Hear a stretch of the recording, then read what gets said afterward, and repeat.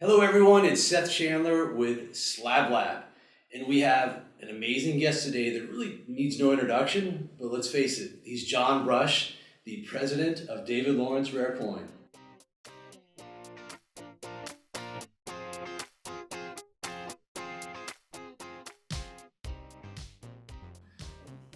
Thanks for having me, Seth. Yeah, there's all these people like screaming. Yeah, I love rock star. I love the background noise, but we can't all quite stand up to your reputation, Seth. So Stop. Thanks for having me. I'm a humble wheat cent sorter. So I'm really excited to have you on because your experiences are fascinating in coins, utterly fascinating. I remember on my Instagram account, we did a little bit of an interview with you, and I was like, my God, this just keeps going. It's good. It's great. It's keep going. I said, hold on.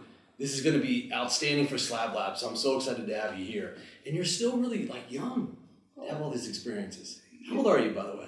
I'm 41. I'm 41. Yeah. You've had a lot of experiences already for a 41-year-old. Been very blessed to be in good places at that time. It's been fun. Yeah. And, for everyone out there, John and I, we've known each other, not too long, like 6-7 years since I took over Winter Coin. Well, we kind of instantly hit it off. No doubt, right? Yeah. Did you not like me for the first couple of years? I knew you actually liked coins. Okay, so good. I could actually tolerate you to start. Right, okay, good. And it was a good start. We had a mutual friend, Yes, which was it was a great intro. He's like, John, you're a good guy. Seth, you're a good guy. You guys got to get together and start talking. Yeah, it made it fun. We meet good people in this business. You become friends. We're on the road so much. And, Yeah. And you've been a really valuable resource to me in terms of, I have a lot of business questions about coins, and you just share your knowledge. It's not just about coins, but it's other things too as well. That's the fun part about helping other companies grow is, the better we can make the hobby, the better we can make our business, the better overall relationships we have. It just makes it much more fun in the big picture for us to be on the same pages. Gotcha. Okay. So could you do me a quick favor? Can you give us the 1-minute elevator pitch, just kind of telling you and what you do at David Lawrence, and then we're going to go into a full blown. I got a lot of questions for you, but just so everybody gets a little feel for who you are. So I'm the president, co-owner of David Lawrence Rare Coins. My partner is Dell Loy Hansen, a small-time collector from Utah. I review all the coins, I price all the coins. I help operate the company that we're out of Virginia Beach, Virginia. We're an internet-based auction house / retail website / overall coin dealer. We do a little bit of anything. Whether it's buying wheats in bags or buying a coin shop or buying an 1894 S dime. We've been around. The company's been around for 40 years. It started as a family-owned business, and we run it like a family. We have great people that work with us, and it's all for us. Our business is all about the collector, working with collectors, and focusing on that. We don't crack out coins for grading. We want to buy really nice, attractive coins and place them with collectors and help them build their collections. And when time comes to sell, we want them to sell their collections with us. We've been doing internet auctions. Our first live auction was a Richmond collection, which was the first. That was a big deal. I remember that. It was a really big deal. It was 3 installments, and it was the first really big collection to sell. Well over $20 million back in the early 2000s. That's when $20 million really meant something in coins. Yeah, exactly. That's when $20 million meant something in coins. Yeah. I attended the auctions, and I was a bidder because I was working elsewhere at that point. But the company's been around. We've built collections. We've sold collections, and now the collection we're working with now is I'm with Dell Loy Hansen as being my partner. I'm also the curator of his coin collection, of the DL Hansen collection, which is the starting goal was to collect one of every U.S. issue from 1792 to present, regular issue, and I'll basically accomplish that goal minus 2 or 3 coins right now. I also serve formerly ICTA, the National Coin and Bullion Association. I'm the chair of that organization that where we teach others about taxation in the coin business, and we work with legislators to basically help legislators understand the consequences of sales taxes on coins and things like that. So you know, I gotta have my hands full. Yeah, that's a lot going on. It sounds like you're just busy. I'm busy, really but busy. I love it. Yeah, And it's yeah, fun. yeah. I have two wonderful kids at home and a wife, and you know, we're busy, but it's David Lawrence is fun, and we have great people, and it could run itself without me. They like having me around most of the time. Yeah. You gotta sort the wheat cents like me. Somebody has to do it, you know. Yeah. But yeah, I mean, it's busy, but it's what I love. I grew up in this. I grew up playing with coins. I grew up around coins. It's fun. So how did it all start? When did you start collecting coins? Who introduced you? My dad was a coin collector for many years. He introduced me to coins. I collected baseball cards, and he told me I can't really help you support you in collecting these, but if they go on strike one day, these will be worthless. Well, he was right for when that happened, and but he said I'll if you want to collect coins with me, I'll help you finance that. And I was 5 years old. I mean, I didn't know the difference, you know. So I started tagging along with him to coin shows and filling in I had a green or a blue Whitman album with a sliding plastic on it. Started with Franklin halves. I remember that, and proved Franklin halves, and then moved on to Buffalo nickels. And that one I actually had one of the old school green albums with the sliders on it, and put together a Buffalo nickel set. And then I did that from age 7 to 18 or whatever, and he retired, and then so you were really into it for those 11 years. I was always into it. Yeah, it was like A&A member since I was 7 years old.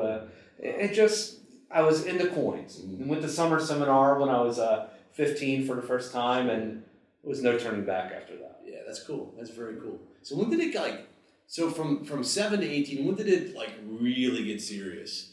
Like when you were 18, and then kind of what happened? You know, I was probably less serious later in high school, but early in high school, when I turned 15 and I went to first summer seminar, it was after my freshman year of high school, that's when I realized I'm not the only crazy person here. Yeah. You know, it's like... I went to at 15 for the first time, and you're like, wow, there's other people out here just like me who are really into coins. And it's awesome, because then you finally have that camaraderie. I mean, I went to the coin club meeting every week with my dad and my mom, and even when my dad couldn't go, my mom would go with me. And so I was around it, but everybody at the coin club, they were older folks, and, you know, it was a great place to learn, great people, but...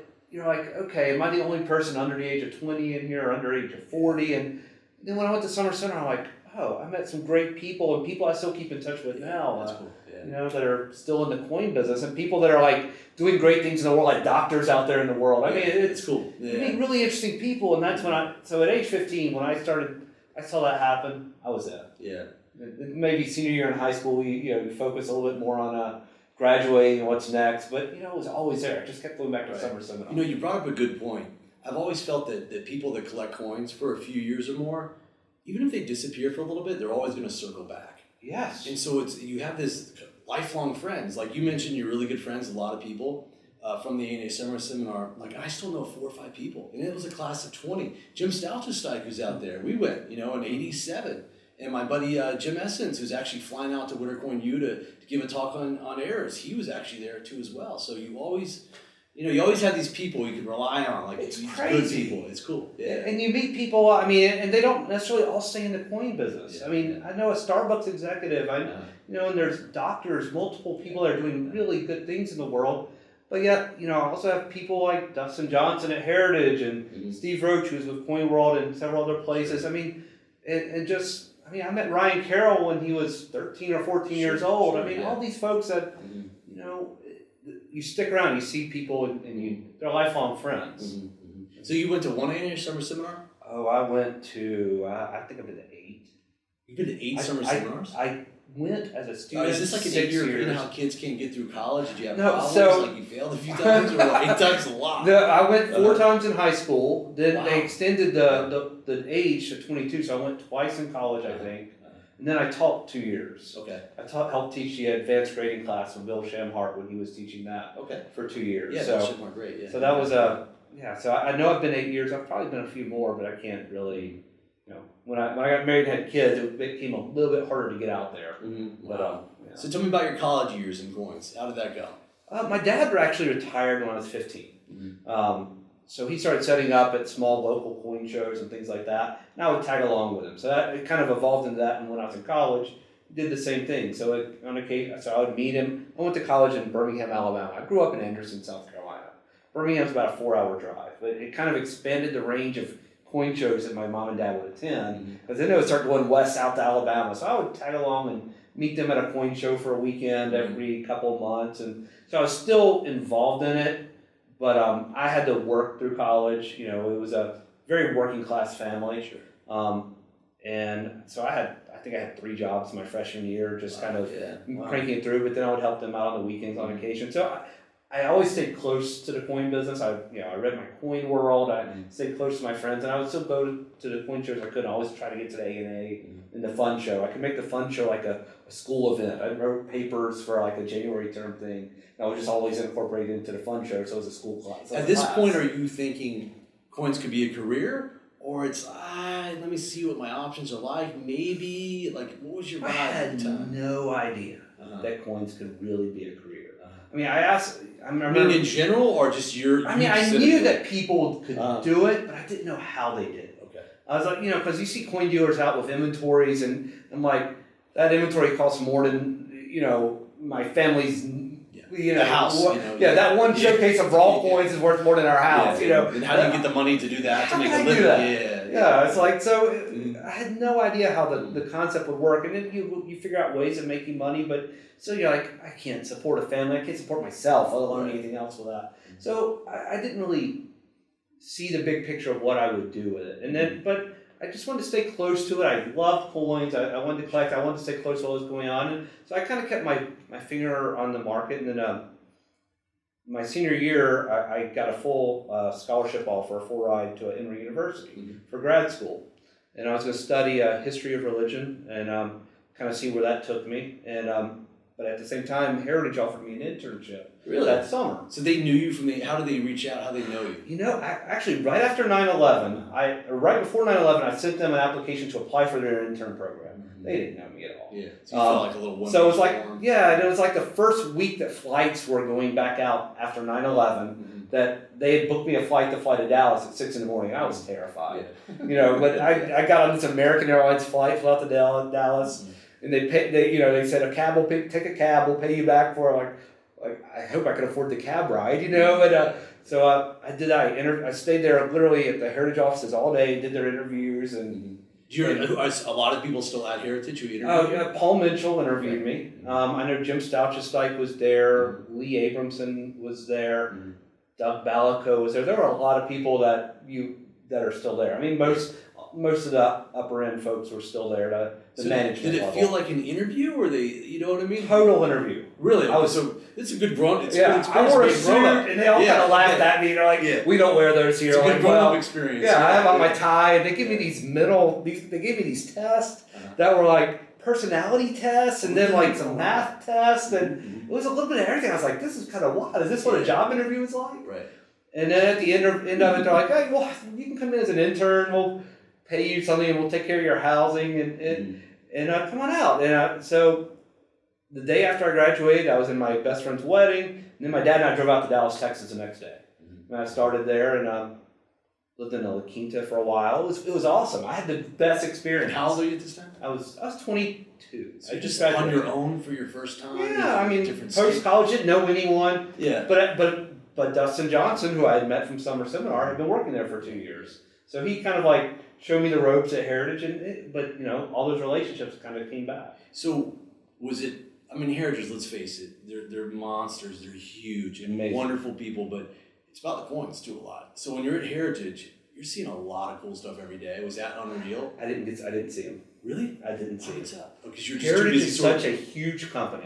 There are just so many different departments. Right. They were doing gallery auctions, which was where they kind of sell their mint proof sets and their modern silver camems. Sure. So that's what I got to play with. I was sorting that stuff out for them at first. And then I was in charge of organizing and putting their wholesale inventory in order, but there wasn't really time to look at the coins. They're like, here's 40 boxes, put them in order. It's like a business. It was a business. You realize, okay, this is a business. Yeah, so that's a great exposure to the business side of coins, because you're like, wow, we're not just sitting around looking at great coins all day long. We got to move it. The quantity of these things was just, I had no idea this existed. Yeah. Just boxes and boxes and boxes. I know. And then I worked for, then they were on auction catalog deadline for the New York A&A show. I remember that, and they asked me to help them catalog. I'm like, I've never cataloged about coins. I can write, but I had no idea. So you're just looking at a coin and you're like just typing in the computer, hey, look, the rainbow toning, this is rare. Exactly. First time, yeah. And you run out of words because you're like, what am I supposed to really say about this CAM? And there are some descriptions in that auction catalog. I still have a couple of copies of it at home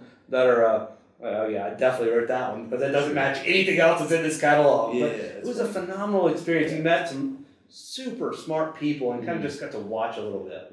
That's cool. But then after that summer was over, they offered me a job, and I was like, you know what? Thank you, I appreciate it, but I've got to see what happens in grad school. I got to see if it's, I don't want to waste this scholarship offer. So Heritage, you done messed up. All right, you have a superstar, and then that's just like that's the what's the draft pick from the NBA? The guy that was picked ahead of Michael Jordan. That's kind of like that. Yeah, exactly. Yeah, that's funny. But it was. I didn't know anything though. Sure, there was no reason. There was nothing. They shouldn't regret anything because it was a learning experience. Yeah, a fantastic learning experience. So what happened right after your internship and you said no to the job at Heritage? I went to grad school for a semester and a half, and and I hated it. A lot of hard work, intense. A lot of hard work. Again, I actually worked for a coin dealer named Bill Hodges. He was more of a mail order business, Southern Coin Investments, and I worked out of his house.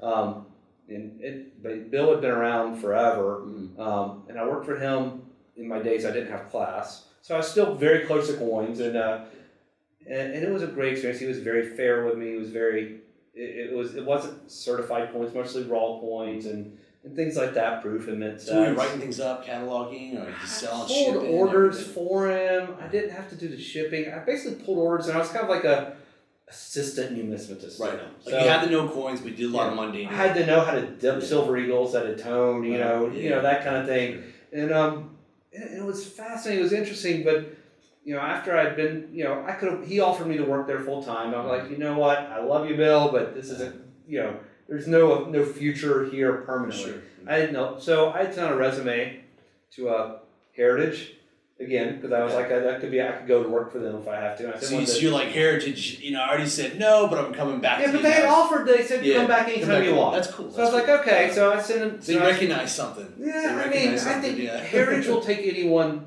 at that point that had a numismatic background because they wanted to teach you, and they do a fantastic job putting people in front of so many coins and teaching them. As an intern, they're not really going to be able to take the time to do that. But when you take the job there, they want you to learn, I think. So, they were very fair, and they offered me a job. I sent a resume to Bowers & Renna at the time in Wolfboro, New Hampshire, and Spectrum Numismatics in California. Now, so that's three people. Bowers. Three people. Okay. I got a job offer from Bowers & Renna.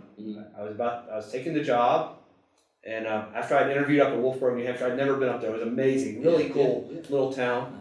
Offered me a job, I was going to take it, and then it got rescinded at the last minute. Oh, really? Because they had some stuff going on overhead structurally that they said, we're not allowed to hire anyone right now. Wow. And Chris Carset was the most, was the kindest person. She's like, and I talked to her, she's like, what are your other options? I said, well, I have these. She said, those are both great learning opportunities. You should take one of them. Yeah. We hope to see you soon. It stinks though, your first kind of real job offer, sorry. It kind of gets pulled back. I was like, oh, God. It's cool. They were very cool about it. Oh, they were so. And let me help you make a decision too. Those other options are good. Right. That's cool. And in the future, as I look back on it, I understand why. Right. It was definitely the right move for them. They had to, but for me, it worked out. It was divine providence maybe. And Spectrum Numismatics, I went out there for a job interview. I'd never been to California. So I fly into Orange County, California. You're like, whoa, what is this? Palm trees, sunshine, beaches. This is great. I'm like, can I stay an extra night in the hotel because I want to see what it's like up there. So Dallas, Wolfboro, or Southern Orange California. County, So I rented a convertible and drove up the Pacific Coast Highway the day before the interview. How old are you now? You're 23. I was 22 or something. 22. Yeah. Okay. It was amazing. I was like, this is a beautiful place. Yeah. And they gave me a grading test. And I had taken all the grading classes at summer seminar. So they gave me a grading test, they covered up the coins, and apparently I did pretty well on it. Okay. I shouldn't have done well on it, but Were you nervous? Like really Oh, nervous? Because you're thinking nervous. if you don't do that well, they're not going to hire you. Yeah, I was like, wow, this is a lot of pressure. And you know, when you're grading coins, you look at a coin for 20 seconds and you know you're grading. Yeah. Oh, I was taking like 5 minutes per coin, but I was taking too long. Second guessing yourself. Yeah, but I was like, I want to do my best, but I was like, okay, rely on your gut, and I did pretty well. And it was a small company. I think there were 12 people there at that point. And what was at the time? What type? They did a lot of wholesale business, retail. Strictly a wholesale. So they didn't work with the public at all. Did not work with the public. Got it. Strictly wholesale coin company at the time, and I left. They were all very kind to me. I got to spend, Michael Berkman, who later worked at Heritage, worked there. He was there when I interviewed, and it was just it was a great learning experience. It was a good interview, and I left. They didn't offer me a job. And that was December. That was before Christmas. And then Heritage offered me a job. I just wasn't sure what I was going to do. So So you didn't hear back from Spectrum, and Heritage reached out, said we're going to offer you a job, and you're kind of like. It's like I don't know if I don't know. It's like I really like California, but I'm just not sure what I want to do. Yeah. My family's in South Carolina. They're only an hour and a half away. I'm like, either way, I'm going to be going to Dallas, Texas, which is a long drive from South Carolina. I'm going to go to California, which is impossible to drive from South Carolina. Yeah. And I'd grown up around my family. Family was the world to me. Mm-hmm. And then I went to the fun show, and that I told everybody I would get a decision by like January 15th. Or actually, I had taken the job with Bowers and Renner, but I wasn't going to start until like February or something like that. Went to the fun show. Greg Roberts walks by, who's the CEO of Spectrum Numismatics, and I just waved at him because I was working for Bill Hodges at the show, and we had these huge displays of raw coins. Did you interview with Greg when you were there? I had an interview with Greg. I spent a lot of time with Greg. Yeah, I knew him. But I went, hey, Mr. Roberts. I remember this to the moment. Because he was walking down the aisle, and I just said, hey, Mr. Roberts, how are you? He looked at me like he wasn't sure he remembered who I was. He walked over, shook my hand, and he's like, oh, Mr. Brush, how are you doing? Cool, yeah. Shook my hand. That must have made you feel so good, right? I was like, oh, he remembers my name. I just saw him 2 weeks ago, but he remembered. And we spoke for a minute, and we went home, and but it wasn't follow up. But I had attended an auction or two, and I worked the whole week, and it was fine. I got back, and a week later, I got a phone call from Elaine Dingus, who worked for Greg, and she said, Greg said that he saw you at the fun show. I'm like, yeah, I spoke to him. She's like, yeah, he said he had forgotten about you, but by seeing you at the fun show, so everybody should attend whatever coin shows they can go to. Yeah, it's always good, It was networking. He said, because he saw you, he remembered, he's like, yeah, let's offer him a job. That's great, yeah. And I took the job. So were you just like wow? I was like, I'm going to California. I was just like, you go west, young man. You're like, yeah. Yeah, I was like, they didn't have a position for me. They had no idea what they were doing with me. Greg said, you're going to work for me. You're going to be, he said, I don't teach people anything. I'm a bad teacher is what he told me. He said, but I'll let you sit beside me. We'll see, where it leads, and you'll be my assistant. Sure. Okay, you'll be my coin assistant. And I said, okay, I'll do whatever. And I went there, and my first day, I was thrown to the wolves with coins, and it was the most amazing educational experience ever. So describe it. Like, what exactly, the first day, what exactly are you doing? He gave me 3 6-foot tall safes of coins and said, grade these coins. Yeah. Look at these, see if there's any that you would crack out. Tell me what you grade all these coins. Any downgrades, upgrades, or give me the A, B, and C. Look at all, they're all... that's hardcore stuff right out the gate. That's expert level stuff. It was a test. Yeah. It was like, show me what you know. Yeah. It was 3 safes. So you could probably fit 40 boxes in a safe. It was just like... That's a lot of freaking coins. That's like... That's 5,000 coins. It was amazing. And so my first 3 days were sitting there, and I remember going home the first night, I was dreaming of coins. I literally woke up having a nightmare like I'm swimming in coins. Wow.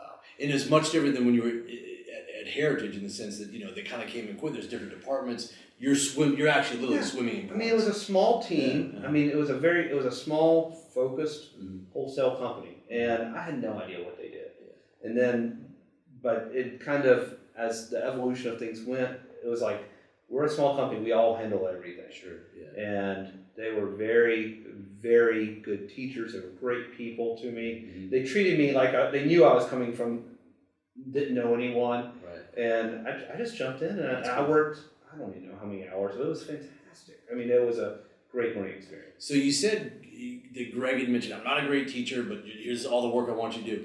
What's the big takeaway? What did Greg really teach you indirectly, directly? Like, Oh man, I learned so much there. I got an MBA. I was a business minor in college or whatever, but I got an MBA in how a business runs, not just a coin business, but how a business runs. By just watching these guys interact in a small company, and Greg kind of leading the company, I learned a lot through that, just kind of understanding things I didn't understand. They handled so many coins that was just, Greg would give me a box of coins, here, prices. Okay, here's a computer, prices, and they would like hide certain information at first, and like just trying to help me learn how to balance things out. And make some mistakes. Make mistakes, and then he would give me feedback every time. Like good, price these, and then I'll review them sometime, and then give them back to you. That's super valuable. I mean, that's insane. Yeah. I mean, so I was pricing the coins. I didn't know what they paid for any of them, but he said price these as a what you would sell them for wholesale without knowing what the cost was. Price these for retail, and go from there. And then I'll give you feedback. So a lot of viewers, that's the question we get asked all the time. How do you price coins? It's very difficult. So you had your ways, you come up with a price, but then Greg would teach you, hey, if it had a little prettier color, a little more well struck, price it just a little bit more. It's collectors will pay it, or dealers will pay it. Yeah, and it really, nuances, huh? Every coin has a nuance. It really is. And there's so much information out there. Every coin is. I can tell you how I price coins, but you would look at me like, what, are you crazy? Yeah. Because there's so much different information that you can glean from it. Yeah. One of our conversations today is like, what are coins really worth now? Like, well, that's very hard to tell. Yeah, it's like it's a constant puzzle. It's a puzzle always moving. It's a puzzle that you can never ever complete. Right. You're just it shifts. Right. It changes on you. New pieces are added. Pieces are taken away. Yeah. It's exciting. But it's the fun. You're trying to figure it out. Right. And I started out as a wholesaler. You're much more of a technical pricer, technical buyer. Right. So like, you don't pay $10 more for this coin because that's probably what you're gonna sell that coin for $160 and you pay $150. Sure. Much more technical. But then when you go into retail or your more numismatic material, it's much more of an art than a technical thing. I mean, you see that in the shop, I'm sure. Yeah. When you see something really nice walking in, all right, technically these coins have always sold for $500, but this coin, this is special. Should I really pay a grade up and pay $750 for it? But he's not going to sell it for less than that. Yeah. And then it becomes an art, and then you're like, yes, you would, because you would buy it. Yeah, and it's like these little things, like your body, you just get excited. Like, when you see a great coin, I automatically overpay for it. Exactly. Because it's a great coin, and you've seen, one advantage that you had being a wholesaler for so long and learning is that you see a lot of coins that you like, and you see a lot of coins that you don't like. Yes. So when it hits you in the face, you're just like, I call it coins that slap Seth twice. You're just like, wow. And you kind of get loose with the checkbook sometimes, Yeah. But it just happened to me today buying coins from you. Yeah, so, you find a really nice coin, what do you do? You just gotta have it, right? Sometimes you just step up because a coin is that special. Yeah. And then, I learned that from Lars Ferber, from Legend. Yeah. Like sometimes you're gonna have to pay too much for a really nice coin. Long term, it'll be you won't regret it. Yeah, it's like there's this saying, you always overpay for the right coin. The whole trick is knowing what the right coin is. Yeah. And when you see a lot of coins, it's just gonna smack you in the face when you see it. Exactly. Yeah. So you moved on from Spectrum. How did that happen? Oh man, I worked there for 3 years. And, loving Southern California. The weather was amazing. Yeah. The people I worked with were great. The company grew by leaps and bounds. They bought Bowers and Marina. This is while you were there? When I was there. Wow, all this? That's Kingswood Auctions. Oh yeah, they turned into an auction company. They went from wholesale to retail. They had a retail arm, a North American Certified Trading. Which they had previously, but they kind of grew it. Teletrade, they really grew at that time. And then they bought Bowers and Marina, and a couple other things. But they grew the company from 10 people to when I left, there were 40 or 50. It's a big deal. Yeah. For any business, much less a coin business. Right. It was a great time. I was at the very beginning of them becoming an auction company. So what's the next chapter? My dad was sick, and my parents were older, and I had to move closer down. And I remember the conversation I had with Greg to this day about it, but he wanted to do anything he could to keep me there, but honestly there was nothing that anyone could do because my family was older and I'm the only child. Sure, yeah. And I was very close to them. I said, well, my family can't move out here. They can't afford Southern California. Sure. And I had a job offer later on and moved out to David Lawrence Fair Coins in Virginia Beach. It was only 4 hours from my parents. My family could actually move there, which they did very shortly thereafter. and it was the best move personally. Mm-hmm. I mean, not even to talk about the company, but because it was my duty. Yeah, you gotta be a great son, a good human being, and do the right thing. Exactly. I mean, you did the same thing with your parents. Yeah, I mean, everything just falls into place. Exactly. Yeah. So, and then I took a job at David Lawrence for Coins to basically travel to coin shows and buy coins for their website. I mean, that was really just as a buyer, So it was a much different than Spectrum. Your daily responsibilities completely different. Completely. I mean, in Spectrum, the companies were completely different, and I saw the difference between a wholesaler that was learning that they had learned how to do the auction company to moving to more of a retail focused company. Mm-hmm. And David Lawrence was purely focused on the retailer, on the customer, on the collector. And I use the word retail, and it's probably not a right word to use, but on the collector. The collector base People versus get the word dealer retail, base. they think they're paying too much for a coin. Right, But and it's kind of not really what it is. To find it for collectors, because I think every coin dealer does a lot of wholesale business. Right. A lot. And so it's just like wholesale or retail, and it's kind of feels insulting to collectors, but you should say either collectors or wholesale, I guess, but it's just. And there's so much information out there for collectors that there's no retail. Yeah. I mean, of course there probably are some folks, but you can look up PCGS price guide and auction prices and everything else, and it's all out there. And it's all very PCGS good. CoinFacts is a great resource. You It's see amazing. like suggested values, you see auction history. And I was talking to Jim Halperin in Dallas. I mean, the auction archives, that was the starter. That was it's got millions of items in there, so it's all the transparency is great. It's great for everybody. Right, and every auction company, every reputable auction company reports their records to PCGS, and you can see everything. Yeah, it's good. So there are no secrets there. So there's no retail. Yeah. There's just collector base and there's dealer base. Yeah, it's almost like you're an advisor. You take this role. Like if I sell a coin to you, I'm not going to tell you all about the coin because I expect you to know it. Right. I'm not going to be, hey John, guess what? They only made 4 of these and blah blah blah. And this one's really.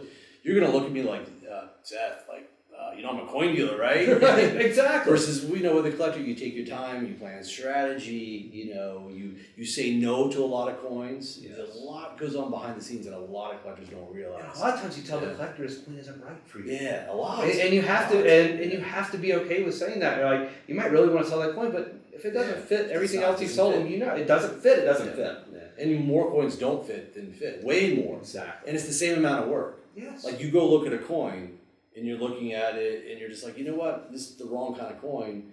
There's no transaction. There's no anything. It's overall it contributes to a great relationship. Right. Two people can get on the same page. So we got to get rid of the word retail and maybe call it advisor or something. We say we make coin marriages at our office. We find the collector and we're coin advisors. Sure. So David Lawrence was a completely different animal with that because you learn more about the art of buying coins because you're not looking to buy 150 81S Morgan dollars to sell for a $3 profit each. You're looking to buy the 5 that are the nicest for that price, and you're going to sell for a $10 profit or whatever. Sure, and you learn more about seeded coinage and these dates that. It's more fun. It's amazing. You apply numismatics to it. You learn about. You really do. You learn what's in demand. It's way more fun. And the history behind them. I mean, it becomes much more of a historical basis and a collector basis, and it was a slap in the face for me. I was like, oh, this is completely different than what I know. But I would travel to shows and I'd buy coins for the website, and they just started doing internet auctions after the Richmond sale. So that was the focus of it, and I was in charge of their wholesale department. So basically, to take all their old coins they couldn't sell and sell them to dealers at shows, and it turned into more of a buyer. And they had a great team at the office, and they had a lot of packages shipped, but I would be the one that they'd send on the road. That's cool. And I did that for a couple of years. I mean, it were 10 people that worked there, so it was a great staff. It was more of a I didn't work 65-hour weeks there. I mean, they're a lot of time with your family. Yeah, they're like, go home after your 40 hours, go home. You're not going to be at Long Beach on a Sunday morning going home. It was a different mentality. Sure. And it was good for me because that was my love for coins really fit there. Because I grew up loving reading about coins, reading about my library of numismatic books. Like, I mean, I used to love the Q. Like David 60 Bowers feet long, numismatic right? companion books and all these articles. Pictures with rare coins. Yes, exactly. I still have all those. I used to read through all those. Yeah, it's good stuff. And that was the fun stuff for me. And that's, you know, that marriage with David Lawrence was a perfect fit. So what year is this? I went to work there in July of 2006. Okay, and how old were you? I was 26. Okay. Kind of getting your groove. You're in second gear now. Kind of getting a little groove in life. And that was fun. And then I moved there, and 2 months later, I met the woman I would marry, which was kind of wild. That's awesome. Like, that's faith. That's karma. That's a lot of good things happening. I was the first to be there. How'd you meet your wife? Like what happened? Blind date. Really? Internet blind date, That's basically. cool. That's awesome. It was kind of wild. And you hit it off right away? I made the first date. I knew it. Yeah. Which was strange. I'm not that kind of person. Yeah. It was cool. My wife was second date, just so you know. There you go. She still complains that all I did on the first date was talk coins. That's a great relationship. Yeah. My wife like, no, I kind of collect coins, you know, because I don't know if girls like dug that at the time, Right. but she's like, that was charming. That's part of my attraction, right? Yeah. Well, I told my wife, I told Ruth, I'm a coin dealer. She's like, I don't want to go out with you. She was like, so she asked like all of her friends, like before she would say yes to go to a dinner with me, like, is that a real job? She thought I lived in my mom's basement, sold coins on eBay. Yes. And I said, I own a house. I have a real job. You know, she's like, no way. And someone told her, and someone told her, like, no, that's a real job. And, I don't know how much of a future he has. There's a guy I met at the flea market and he sells buffalo. I mean, that's not. Yeah, he won't be able to support that household with that. It's a weekend job, you know. But I talked about coins. I was like, that's what I do. And she didn't really believe it at first, I don't think, but it worked on. That's cool. Yeah. Okay. So now got married. Got married a year later. Okay. Now you're thriving and you know. Yeah, I traveled to coin shows and she traveled with me for the first year. It was like, really? I was like, cool. Going out to Long Beach. Hey, you want to go to Long Beach with me? Sure, I've never been to California. Okay, let's go. Yeah, or go to Vegas. You know, tag along and sure.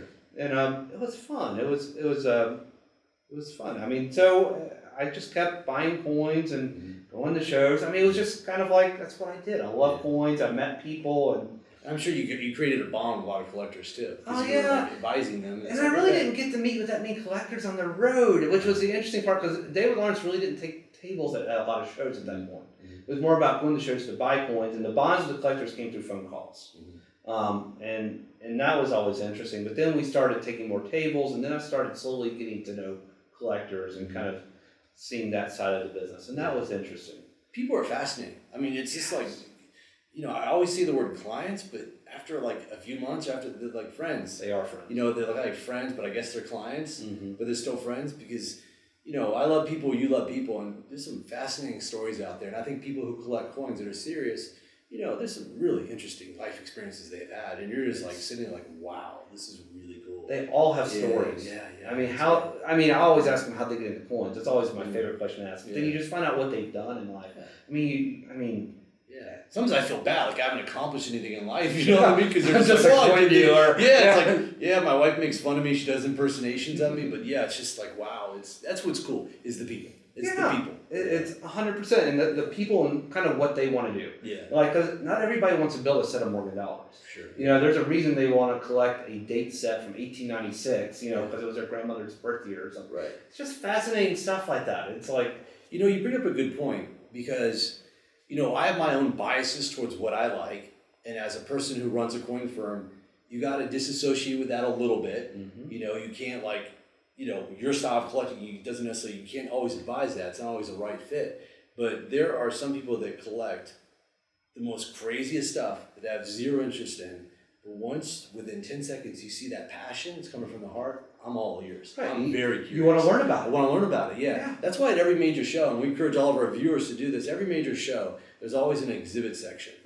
And I don't care how busy you are, you need to go spend a few minutes in there. Because there's some lady who has spent a lot of time creating that exhibit, a 1940 subway tokens east of the Mississippi or whatever, the double D variety, whatever it may be. Sure. But they put that passion out there, and I just go there and pay my respects. You know, because Did you ever do exhibits when you were a young numismatist? I still do it. What did you do then? What did you do as a I winer? did an exhibit on the different varieties of seeded Liberty quarters because I was into seeded coins. Okay. So I had to work hard to save the money. You know, like the 53 arrows and rays is the most expensive one. Right. So it cost you like $300 or $400, and I would had them on little typed up little note cards back when they had typewriters. Oh yeah. And you would put it out like this is the first year, the first series, this is the arrows and rays. You know, it was like really cool. I did mine on the change of the coin designs in the early 20th century. I probably would have walked past. I would have probably walked past that exhibit. Oh, No, I'm just kidding. Yeah. I'm not surprised. No, but Yeah. I mean that Yeah. opened up doors. I met John J. Pittman because of my exhibit. Yeah, one me day. too. It was great. Yeah. He just like walked by, he's like, "Oh, is this Yeah. yours?" I'm like, "Yeah." And Yeah. he stood there and talked to me for like an hour and a half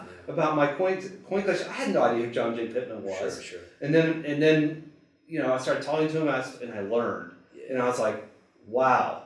I mean, I met Eric Newman the same way. That's cool. Yeah. I See, I mean- never met Eric Newman. No. Oh, never. fascinating. I mean, I had lunch with him at an A&A show with a past A&A president, Steve Taylor, who was a big fan of wine programs of the A&A back in the 80s.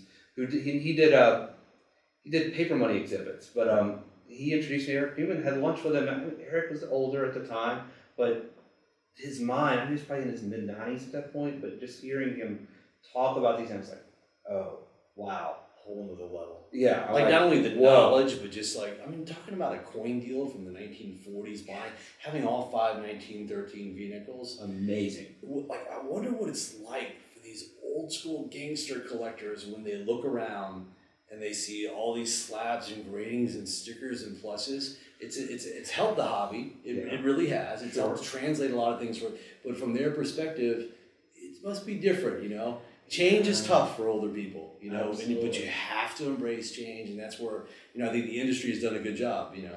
And it's funny, the maturity of our collectible. Mm-hmm. The maturity of coins is so far ahead of, let's say, stamps. Mm-hmm. I don't think PCGS does stamps now, so I think we're okay saying that. It's okay. But you know, the certification, Mm-hmm. the groundbreaking. Yeah. I mean, when PCGS formed, the NNGC formed, I mean, that changed the entire landscape. And I know, you know, PSA is a huge operation now, but the whole introduction of certification and grading of coins at such an early stage helped this hobby mature. Yeah. And while we all prefer, you know, to hold a raw coin in our hand, you know, there's something special about holding a 1913 nickel in your hand that's not an holder. But still, I mean, but if it's been cleaned and you bought it for $2,000 and it's really worth $200, right?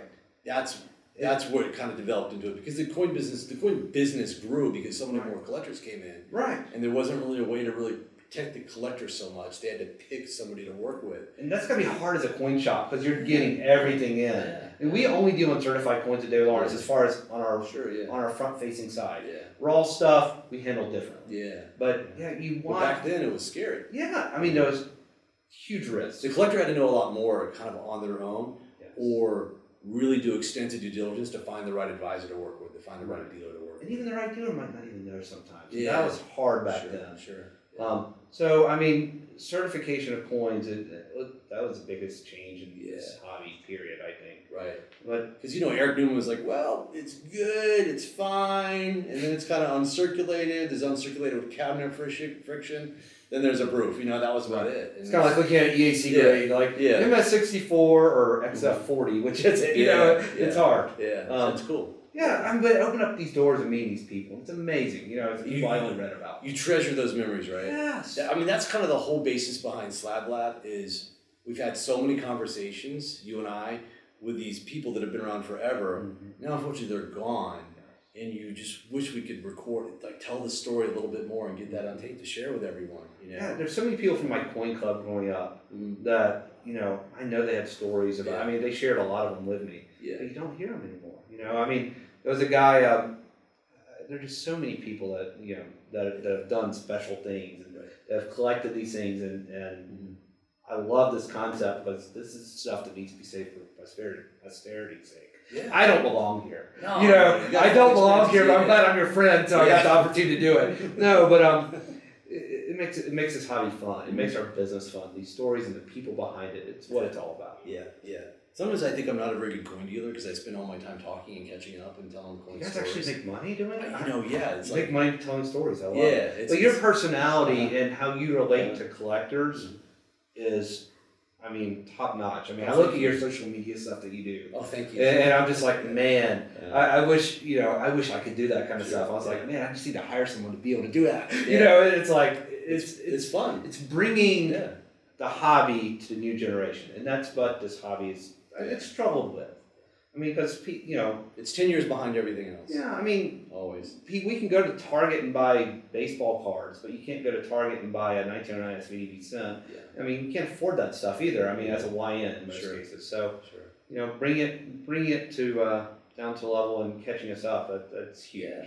I mean, I think there's definitely this transition of like content being on social media, Instagram or even Reddit, which is a great forum. Obviously the PCGS forums are great, but people really want content. It's amazing how many newer collectors learn pretty much everything online and on the internet that have never been to a major show, Right. really never been into a coin shop, and it's like it's so easy to do, and you're going to learn so much. Right. Seeing coins in person and talking to people about the type of coins you love. That's how you learn. So Yeah. that's why it's like, it's good doing stuff like this because it just helps people, learn how to become better collectors. So I write this like weekly column, like marketing email That's / great, thing yeah. called Coins We Love, and it takes a lot of time to put this together, and I kind of share a little bit of anything. If I'm on the road, I might share stories about how the trip was, or how the coin show, or how the coin industry is going, or just random thoughts. Yeah. And I don't find, that there's really any cohesive thought process into it.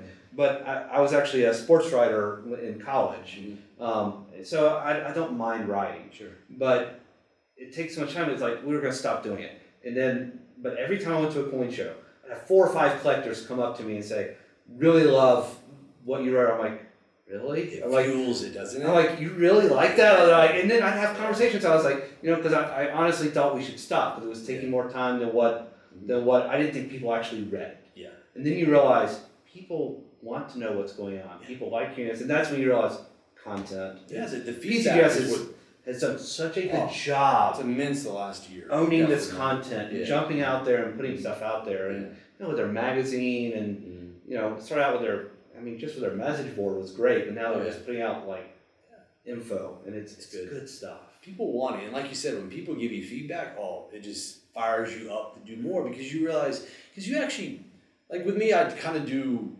more but quick versus you spend a lot of time on like one article. Sure.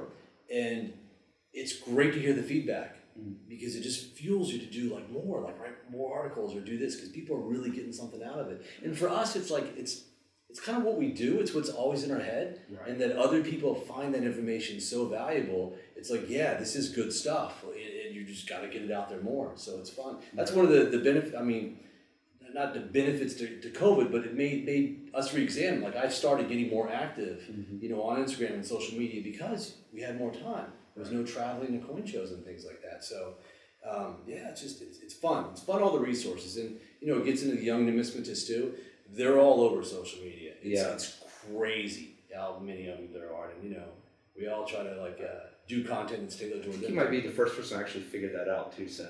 Everyone knows that. I think you're the one that figured that out. Is that coin dealers need to relate to that. Oh yeah.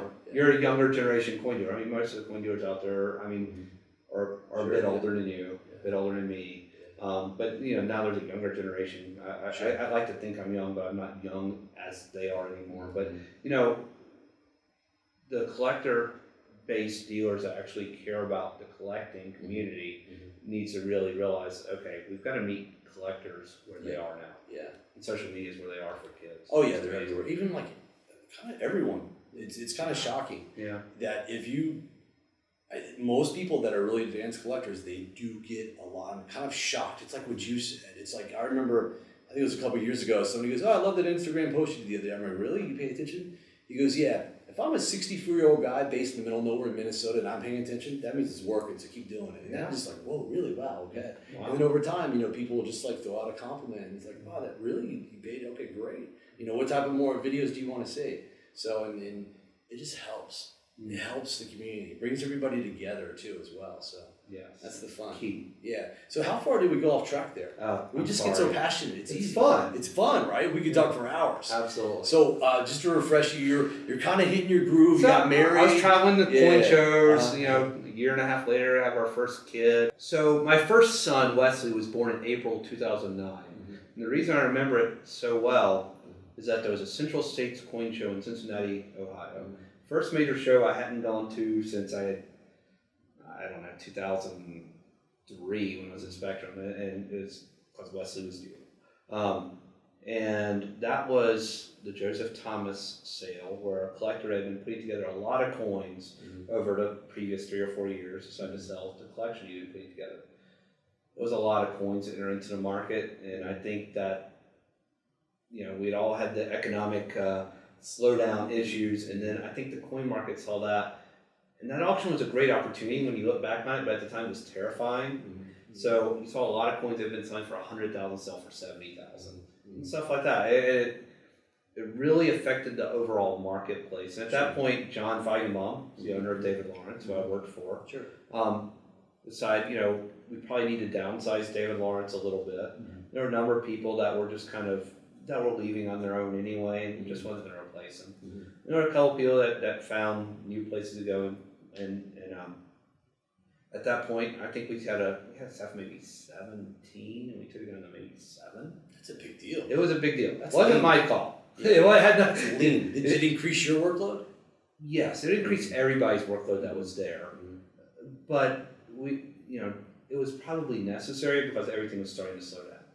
Coin market change. I mean, we had left the hottest market they had had in 20 years for about a 7 or 8 year period, and then it was starting to slow down. And I think the writing was kind of on the wall. Things were so you saw revenues down like by a third? Like well, revenues at David Lawrence didn't really change per se, but I think that the prices of coins were dropping. I see, okay. So as prices on coins were dropping 10, 20%, you know, all the real estate had already dropped 20, 30% at that point. You know, the real estate market had kind of crashed.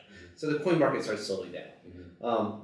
And at that point, it was just became John and I were the only coin buyers left. I mean, there were 2 coin buyers that left.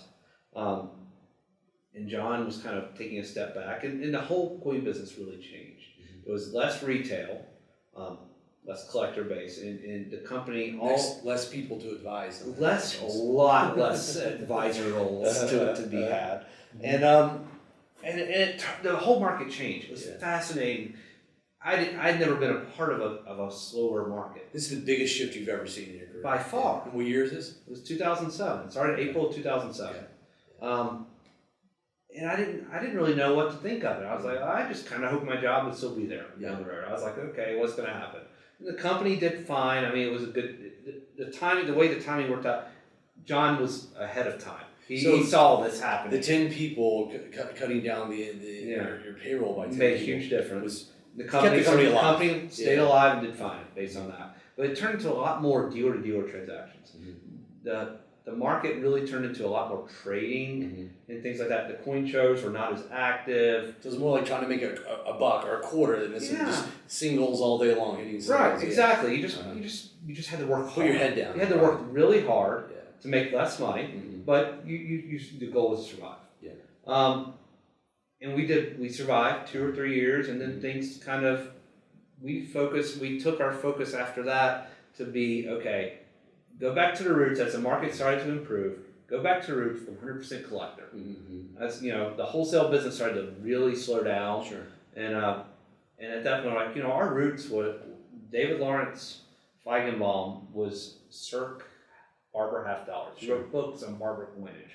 And working with mail order, working with collectors. And we said, you know what, that is our roots, it's what we know. We know how to work with collectors, and so we took 100% and just said, that's our focus. We're no longer really going to deal with dealers. We'll buy coins from dealers, but we don't want to sell to dealers. Sure. We're not going to buy something to sell it to a dealer. Sure. We'll buy something to sell it to a collector. And it was the best thing we ever did. John Feigenbaum decided, you know, the company started doing well. We probably bumped up to 10 people or something like that. And then he decided to take a step back. He said, you know what, you guys are doing great, but my passion's not into it. It's like, I want to do the programming and the design work and that kind of thing. He said, but I don't want to be buying and selling coins. And what year is this? This was 2014 ish. Okay. So it just kind of slowly kind of went It back just up slowly, over time. yeah. Collector focus, not so much dealer wholesale stuff. At that point, when he decided to take a step back, that's when we went 100% collector focus. And he helped. He did some work on the website. He took an office in another building, so he wouldn't be like micromanaging. He just really took a step back and gave us the opportunity to do what we wanted to do. And that's when we said, okay, collectors are what we want to deal with. And we had the chance to kind of grow the company to what we want it to be. And it was great for us. I mean, the staff at David Lawrence, great people. And so John took a step back, running the company, and then and after about 2 years of that, I mean, the company's doing fine. We're doing well. You know, I had a chance to buy a small part of the company, very small, but it was kind of like, okay, we want you to stay around. I took ownership of it. It was like, okay, more responsibilities, a little more benefits, but a lot more responsibilities. Exactly. I mean, it was John was great to me, very fair to me, and he wanted me to have a chance to do this, and I very fair, great guy to me, and I consider him a friend and a mentor. But then he had the chance to partner with some folks to buy the Coin Dealer newsletter because it went up for sale. John said, I want to do this because he was a desktop publishing guy from before there was a coin dealer and a stamp dealer. He was doing mail order catalogs for stamp dealers and coin dealers before he worked with his dad. He said, I had a chance to do this. I really want to do it. He said, but to do it, I either have to sell David Lawrence or I have to close it down. Conflict of interest issue. And he said, what do you want to do? That's cool. I want to figure out how to buy the company. He's like, well, you have a little bit of time to do it. And I said, okay. So I started working through it.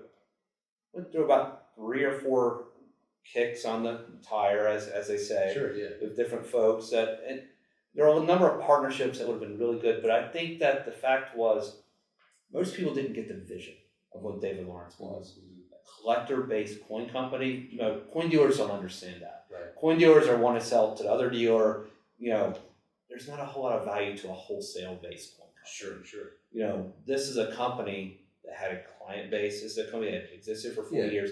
There was value. Yes, if the main people leave, the phone's still going to ring. Right, but they all thought when John left that the company was going to be nothing. Well, John hadn't really done much in the last 3 years except on the technical side, and no one quite got the vision.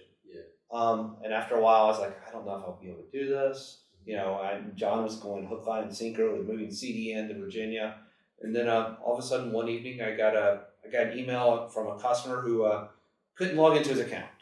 And I called it, and it was a Sunday evening. I was babysitting my 2 kids who were like 5 and 6. It was loud in my house.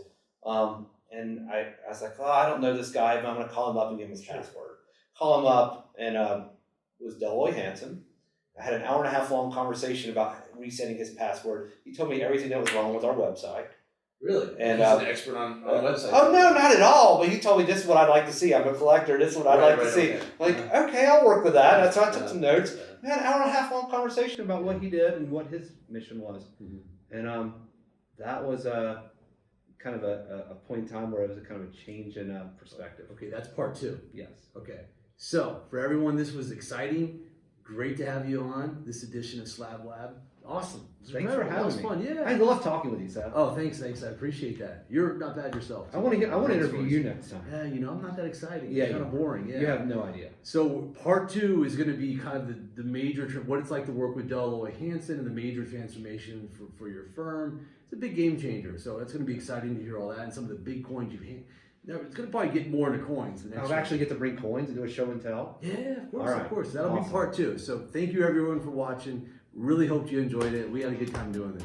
Thanks for having us. Okay, bye-bye.